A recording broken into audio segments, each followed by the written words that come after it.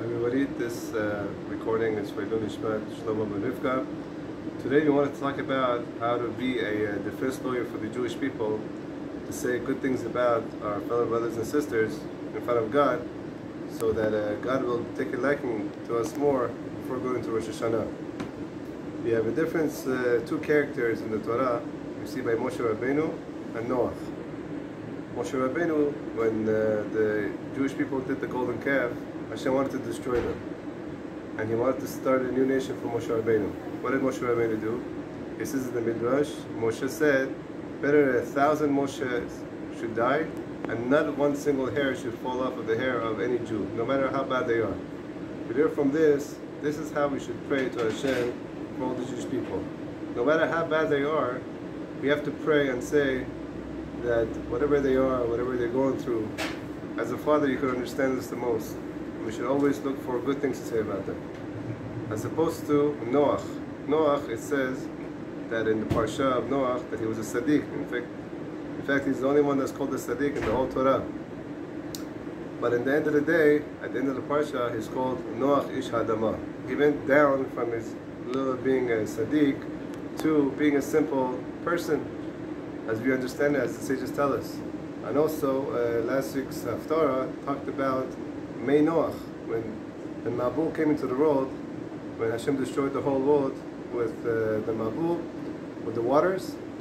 The waters are called the waters of Noach. Now, it's not something that you want to be attached to your name. If the whole world getting destroyed, you don't want the destruction to be called under your name. But that's what Hashem does. He calls it May Noach, the waters of Noach that destroyed the world. Why? Because our sages tell us that he could have prayed more prayers to Hashem in order to save the generation. Although as bad as they are, he should have still said to Hashem, please save them, because you're such a Rachum Machanun, you have so much mercy. Or he should have brought a Korban. Although he brought a Korban sacrifice afterwards, our sages tell us if he had brought a sacrifice before, then Hashem would not destroy the world.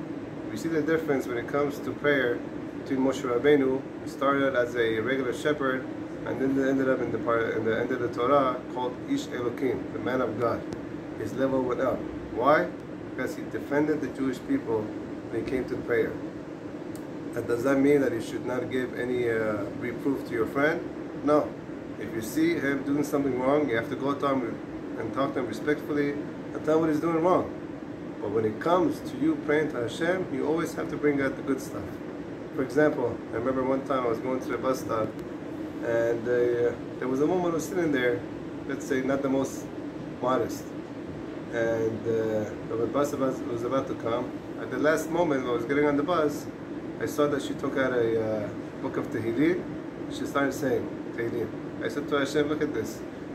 As much as she wasn't modest, maybe she's really trying to be modest. She's praying to Hashem to be modest, and she's saying Tehillim. That's what Hashem wants to hear. Point out to me the good things about my sons and daughters.